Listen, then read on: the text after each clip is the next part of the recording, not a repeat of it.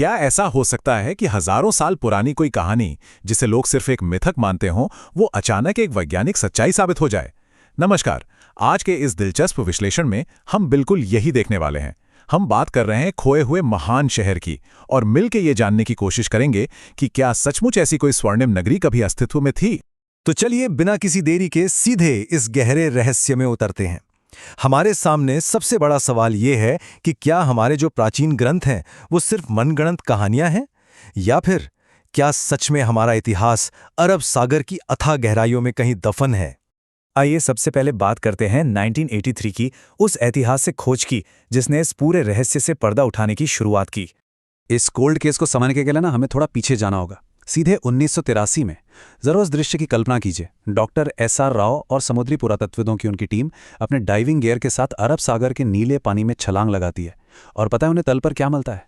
कोई प्राकृतिक चट्टानें नहीं, बल्कि इंसानों द्वारा बनाई गई विशाल दीवारें। जी हाँ, पानी के ठीक नीचे एक पूरा का पूरा सुनियोजित शहर मौजूद था। आप सोच सकते हैं कि उस वक्त उन वैज्ञानिकों के रोंगटे कैसे खड़े हो गए होंगे। इस एक खोज ने इतिहास की सारी स्थापित धारणाओं को जड़ से हिलाकर रख दिया। अब विज्ञान के पन्नों से निकलकर जरा हमारी उस पौराणिक स्वर्णिम नगरी की ओर चलते हैं।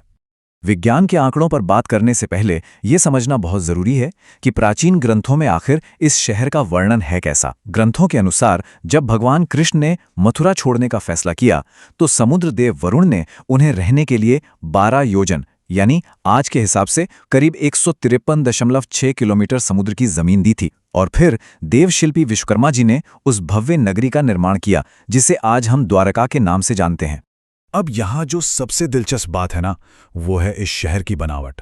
प्राचीन ग्रंथों में इसे एक बेहद उन्नत यूटोपिया या कह लें एक आदर्श शहर बताया गया है। जरा सोचिए, 900 से ज्यादा सोने और रत्नों से जड़े महल, शहर की चौड़ी सड़कें सीधे बंदरगाहों तक जाती थीं, और दौर पानी की सप्लाई के लिए एक इतनी बेहतरीन सिंचाई प्रणाली थी जो उस जमाने में तो क्या आज भी हैरान कर देती है। मतलब ये पूरी तरह से एक आत्मनिर्भर और हाईटेक नगर था। लेकिन जहां निर्माण है वहां विनाश भी है। आइए देखते हैं इस महान नगरी का पतन कैसे हुआ। ग्रंथों के अनुसार महाभारत के उस भीषण युद्ध के बाद माता गांधारी ने भगवान कृष्ण के पूरे यदुवंश को नष्ट होने का श्राप दिया था। और इसके बाद पिंडारक नाम की जगह पर जो घटनाओं का क्रम शुरू हुआ वो बड़ा ही अजीब था। पहले कृष्ण जी के पुत्र साम्य ने ऋषियों के साथ एक मजाक किया, जिसके श्राप स्वरूप एक लोहे के मूसल का जन्म हुआ। डर के मारे उस मूसल को पीसकर समुद्र में फेंक दिया गया, जिसे एक मछली ने निगल लिया। और फिर उसी मछली के पेट से निकले लोहे के टुकड़े से जरा नाम के एक शिकारी ने अपना घातक तीर बनाया। सब कुछ कैसे एक दूसरे से जुड़ा हुआ है ना। और फिर बिल्कुल वही हुआ जो श्राप में तय था। प्रभास क्षेत्र में यदुवंशियों ने आपसी कलह और घमंड में आकर एक दूसरे का ही अंत कर दिया। इसके बाद उसी शिकारी का वो तीर गलती से भगवान कृष्ण को लग गया, जिसके बाद उन्होंने पृथ्वी से प्रस्थान किया। कथाएं बताती हैं कि उनके प्रस्थान करते ही वो पूरी की पूरी भव्य द्वारका नगरी अचानक उफनते समुद्र के भीतर हमेशा के लिए समा गई। तो ये तो थी पौराणिक कथा। लेकिन अब आते हैं सबसे अहम सवाल पर। क्या पुरातत्व और विज्ञान के पास इस शहर के होने का कोई ठोस सबूत है? सच कहूं तो इस शहर के अस्तित्व को साबित करने का जो संघर्ष है वो दशकों लंबा चला है। शुरुआत हुई 1963 में एएसआई की खुदाई से। फिर 70 के दशक में 6ठी शताब्दी का एक ताम्रपत्र मिला। उसके बाद 1983 में डॉक्टर एस.आर. राव की उस ऐतिहासिक समुद्री खुदाई ने एक मजबूत नींव रखी। और अंततः 2001 में हाईटेक सोनार मैपिंग ने इस पूरे डूबे हुए क्षेत्र का एक डिजिटल नक्शा ही दुनिया के सामने रख दिया। और ये मैपिंग कितनी सटीक थी, ये हमें वहां मिली चीजों से पता चलता है। समुद्र में लगभग 30 मीटर नीचे से जो भौतिक कलाकृतियां निकाली गईं, वो सच में अकल्पनीय हैं। 3 छेद वाले भारी भरकम लंगर मिले जो उस समय की बेहद उन्नत नेविगेशन तकनीक को साबित करते हैं। चूना पत्थर के विशाल ब्लॉक मिले जो एक बेहतरीन वास्तुकला का जीता जागता प्रमाण है। और टेराकोटा की मुहरें ये साफ बताती हैं कि वहां एक बहुत ही सक्रिय व्यापारिक व्यवस्था थी। मतलब बिल्कुल वैसा ही जैसा हमारे मिथकों में बताया गया था। लेकिन असली सरप्राइज तो तब मिला जब इन चीजों पर कार्बन और थर्मल ल्यूमिनेसेंस डेटिंग जैसी आधुनिक वैज्ञानिक तकनीकों का इस्तेमाल किया गया।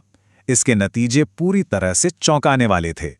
कई चीजें 1500 से 3000 ईसा पूर्व की निकलीं, जो सीधे तौर पर द्वापर युग के समय से मेल खाती हैं। लेकिन कुछ कलाकृतियां तो 9000 साल तक पुरानी पाई गईं। जी हां, 9000 साल। इस एक खुलासे ने दुनिया भर के वैज्ञानिकों को हैरान कर दिया और मानव इतिहास की हमारी समझ पर एक बहुत बड़ा सवालिया निशान लगा दिया।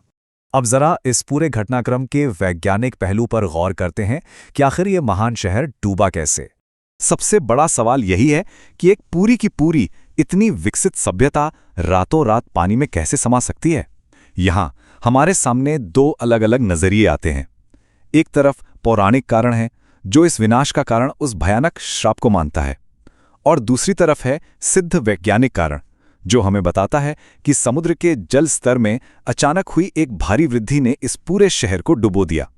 ध्यान देने वाली बात यह है कि दोनों ही नजरिए भले ही अलग हों पर अंत में एक ही नतीजे की ओर इशारा कर रहे हैं। तो विज्ञान इस बारे में क्या कहता है? इसके पीछे सी लेवल राइज थ्योरी काम करती है। प्रोफेसर रेंस और डॉक्टर राजीव निगम के रिसर्च डेटा से यह साफ पता चलता है कि लगभग 5000 ईसा पूर्व के आसपास समुद्र के स्तर में अचानक 25 मीटर की एक बहुत बड़ी वृद्धि हुई थी। जरा सोचिए, 25 मीटर। इस दौरान दुनिया भर में भयंकर सुनामी और समुद्री आपदाएं आई थीं। और कमाल की बात देखिए, ये वैज्ञानिक डेटा उस टाइमलाइन के साथ बिल्कुल सटीक बैठता है जिसे हमारे ग्रंथों में भगवान कृष्ण के प्रस्थान और कलयुग की शुरुआत का समय बताया गया है।